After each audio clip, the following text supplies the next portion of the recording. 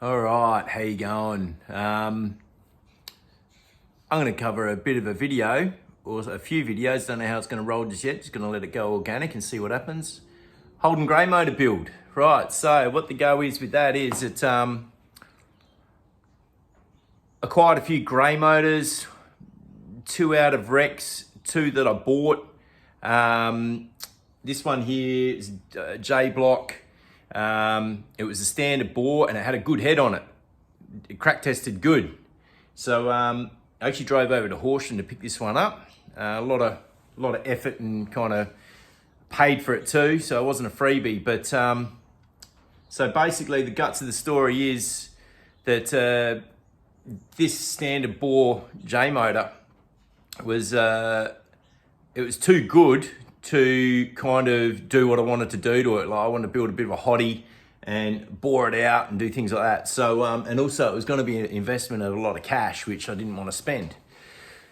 So anyways, I ended up, a guy online on Facebook Marketplace had a J motor for sale over in Inverell, New South Wales. Paid him good money for it, transported it here. The fucking thing was 100 thou over, had a cracked head, corroded pistons. Someone had smacked the timing gear fibre washer on with the cam still in the car, and there was about 3/4 of an inch of clearance when there's meant to be 6 thou between that and the cam retainer plate. Because of that, it was smacking backwards and forwards, and it was smacking up against the lifter. And so when I went to remove the cam was burred, ripped a fucking cam bearing to pieces. And so then that motor, I thought, oh shit, all right, no worries, I'll just go and check that out. Went and got it honed just to give it rings and try and dodgy it up because I'd already paid for it.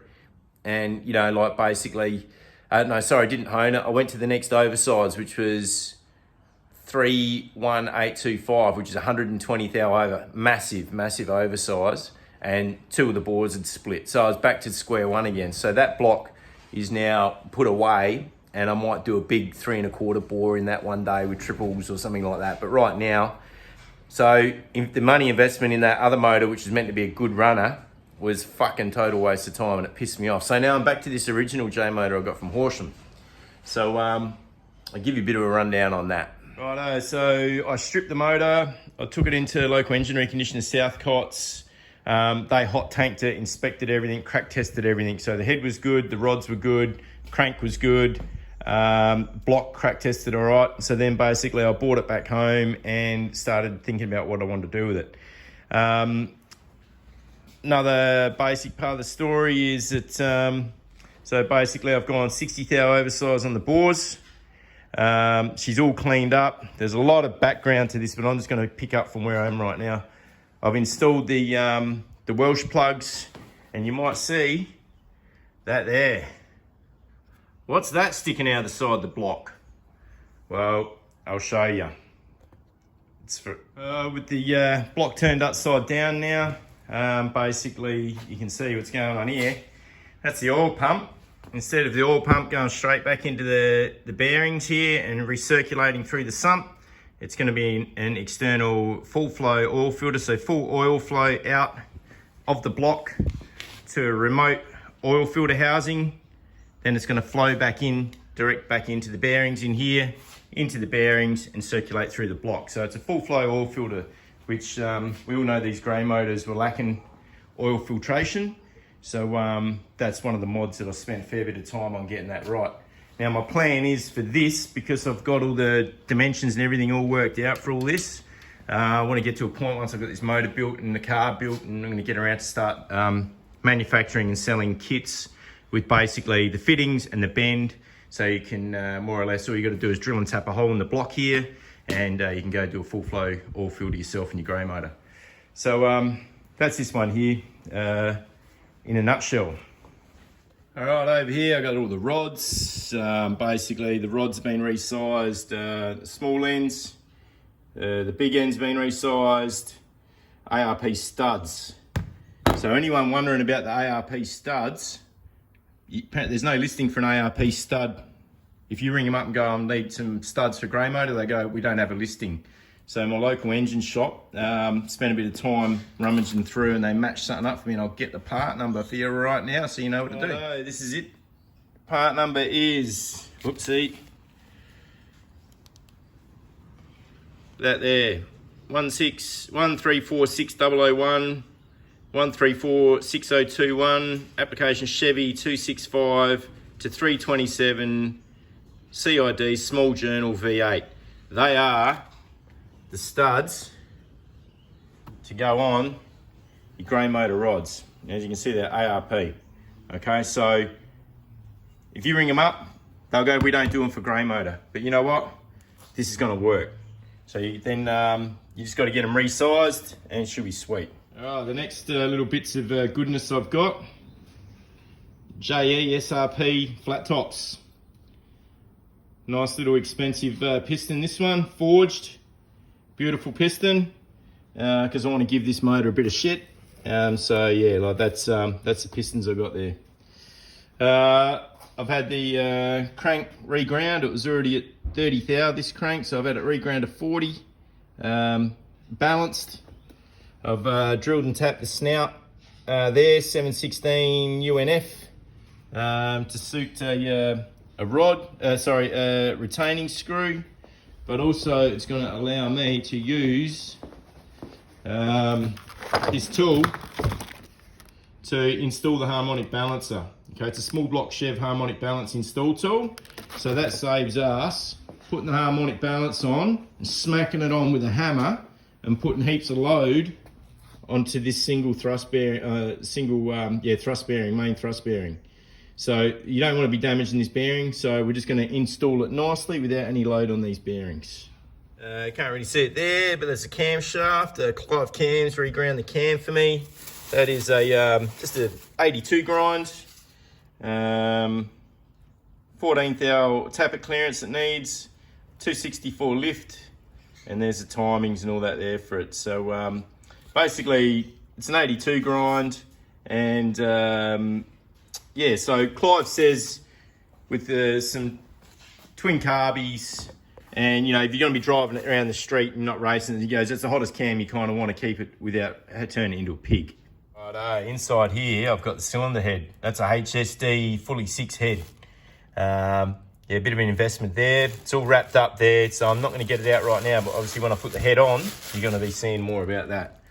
So essentially, that's the guts of what's going on. I've got it all here. I've done a lot of checks on it already. I've already assembled this a couple of times. I've plastic gauged all the bearings, which told me I had 2.5 thou on the conrod and main bearings. But I'm going to dial bore gauge that. I dial bore gauge the cylinders. Already got 3 thou on that because these SRP JE pistons need 3 thou. And so basically, the issue now is this. Righto, because I've got all the rods resized, okay? Now, these rods were never that accurate for rod length from center to center from the factory.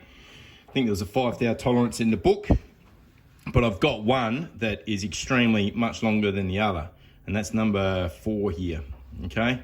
So these are the pistons. I've already dummied it up, and I made up a nice tool to measure the block deck piston height protrusion, and so I'll use that again as I go through. And basically the piston's all 1.5 thou below deck, 0 0 1 thou, close to 1 thou above deck, it's fine. 4 thou above deck, nearly 16 thou above deck, this is the problem one. 5 thou above deck, 2.5 thou above deck. So you know what, if it wasn't for this one, I wouldn't bother. You know, 5 thou, 4 thou, 0, 1 thou below, 2.5 thou. If that was all, like, if that was 2 thou, I'd just throw them in. Like, a thou ain't going to be affecting nothing. But this one at 15, it's a real obvious difference in height. And that's due to the length of these rods, because all the piston compression heights are exactly the same. From like the height of the pistons there, they're all spot on. So the issue is the length of the rods. So basically, I've got no choice other than to, or 2 choices. Either buy new rods, which is going to be at least $1,000, which I've already spent the money on these, so I'm not going to do it. So I'm going to be adjusting all the piston heights to get match a 0 deck, or maybe this one, 1 thou under, just so they're all spot on. And I can do that on my machines, which I've made the tools for over here. I made this fly cutter the other day. So basically that's it there. And made a bit of a jig up here. This is an old piston I did a bit of a test on. So yeah, don't ignore that there. But you know, this finish here is absolutely fine. And she's cutting quite well. This is my jig that I made up to secure the pistons with. So basically from here, you've got that. You got that gudgeon pin. I just linished 3 thou under, so it's a nice slide fit, a nice loose fit.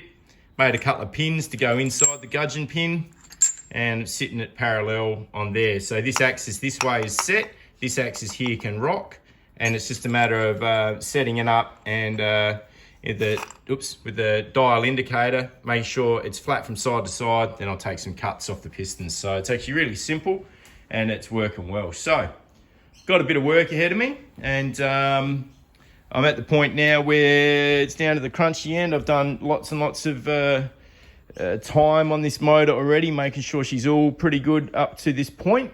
So now I'm at the point where piston height and going to do the final assembly on it. So yeah, stand by. I'll keep you in the loop with what's going on. Yibbity yibbity.